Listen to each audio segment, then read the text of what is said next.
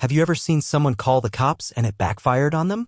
One time I was just lying on a bench watching the sunrise when some cops came up to me. It was super early in the morning and I was minding my own business, relaxing at the park like I usually did before heading to work. Out of nowhere, two officers walked up and told me someone called to complain about a homeless guy illegally sleeping there.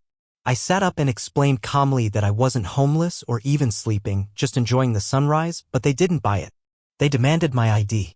I told them I wasn't breaking any laws, so I didn't have to show them anything. The taller cop, looking annoyed, said something like, "Not giving your ID is interfering with our investigation." I asked him again what law I was breaking, and when they couldn't tell me, things got worse real quick. One cop stepped forward aggressively and said, "Okay. Stand up. Turn around." Before I knew it, I felt cold metal around my wrists. I kept protesting, trying to reason, but they weren't having any of it.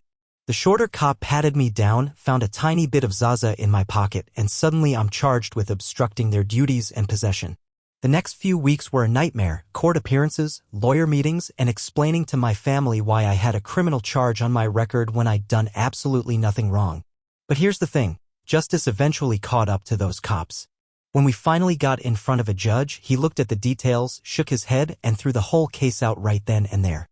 For years later, after a ton of back and forth and the city trying to justify everything as a welfare check, it all came crumbling down on them.